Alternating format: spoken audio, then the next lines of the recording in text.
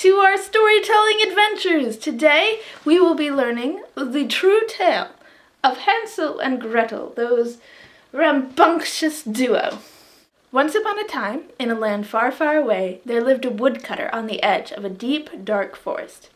Now, this might sound like a foreboding place to live, but if you're a woodcutter, it's a really great place to live because there's so much wood to cut. It's got great job security. The woodcutter was married to a beautiful woman, but he also had 2 children from a previous marriage. The children were named Hansel and Gretel. Hansel and Gretel didn't get along with their stepmother, and to be fair, they were as much to blame for the dysfunction as she was. Which is not to say that the stepmother was completely innocent, because she wasn't.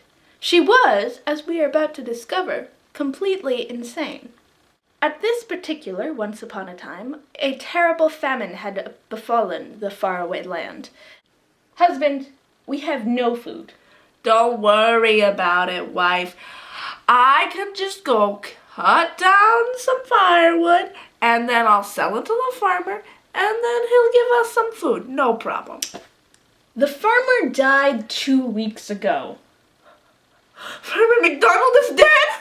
He was my friend. We were boys together. How did I not know this? Pull yourself together. If we're gonna survive this, there is only one option. What is it?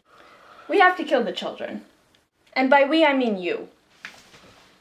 Is there no other way? No, I've thought about it for like 10 minutes, and it's really the only way. Well, if there's no other way, then I guess I have no choice but to lead my beloved children deep into the forest and abandon them. Little did the woodcutter and his wife realize that they lived in a 2-room cottage, and the children could hear every word. You would think this would be something they would realize, but no. Oh my God! Hansel!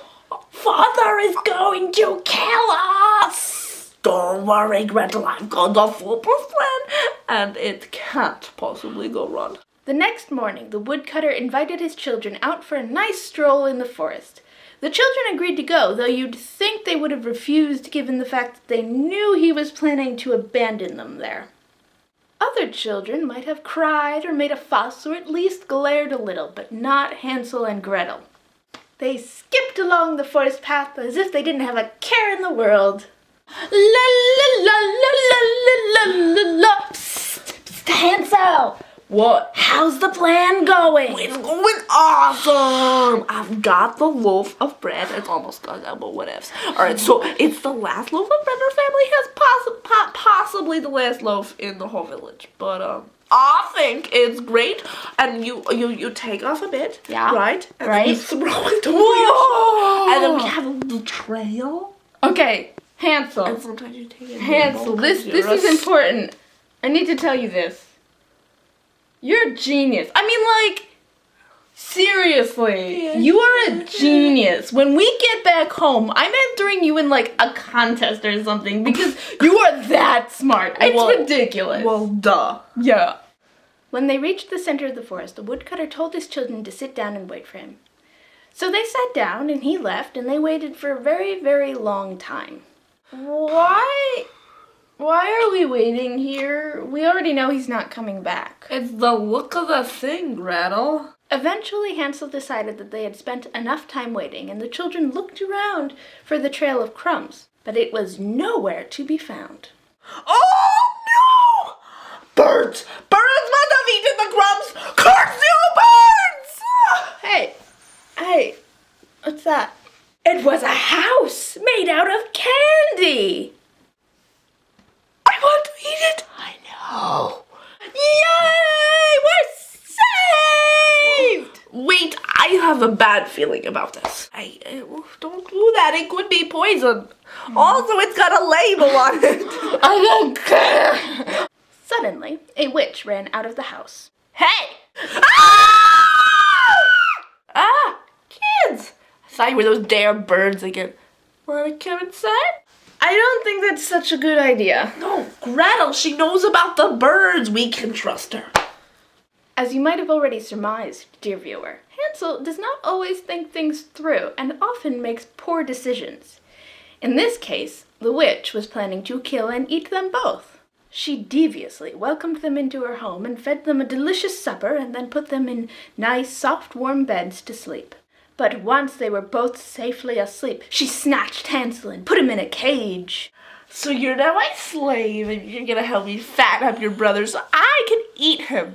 No! Never! Oh, Hansel, what are we gonna do? Look, kiddo. It's just the reality of the situation. The sooner you get used to it, the sooner it'll be over. Now, you go get in the kitchen, you make him a sandwich. Okay. The witch forced Gretel to slave away for her, and Hansel just became fatter and fatter. It did not occur to him to stop eating. It also didn't occur to Gretel to poison the witch, even though she was the only one making the food and she had really easy access to all of the witch's magical poisons. Eventually, the witch decided that the time for the feast had come. Gretel, sweetheart, would you go heat the oven up for me? I'm gonna bake your brother today. Gretel finally saw her opportunity. The oven? How do you heat an oven? Are you kidding me? Listen, it's really simple. You just reach in, and then there's this little thingy. Aha! Gretel, can I come out now? Yeah, I've killed her. Oh, good. Yay! Thanks, Gretel. You're welcome, Hansel. Hansel wanted to run straight home, in no small part because they could still hear the witch scrabbling at the inside of the oven door. But Gretel insisted that they go to the witch's bedroom first and take a look through her drawers. Inside those drawers, they found a lot of expensive jewelry. So just to be clear, I mean, I know she was an evil cannibal witch, but we've killed her, and now we're gonna rob her. Yeah, that's the reality of the situation, sweetheart.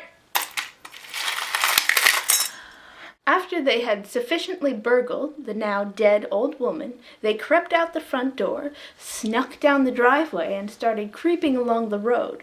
So yeah, the witch lived pretty close to the village, and it was really easy for the kids to find their way home, and it may seem like they could have escaped this whole time pretty easily without killing her or robbing her, but that is just not the reality of the situation. When they did arrive home, their stepmother was conveniently dead, and their father was delighted to see them, especially now that they were rich. Oh, my beloved children, you have returned to me. It's wonderful, Father! We just met a witch who lives in the woods in a house made of candy, and she just died of, totally natural causes, so now we have more than enough to eat. That's incredible news, children. We will eat her house. The house? Oh, yeah. Yeah, the house. Right. The house.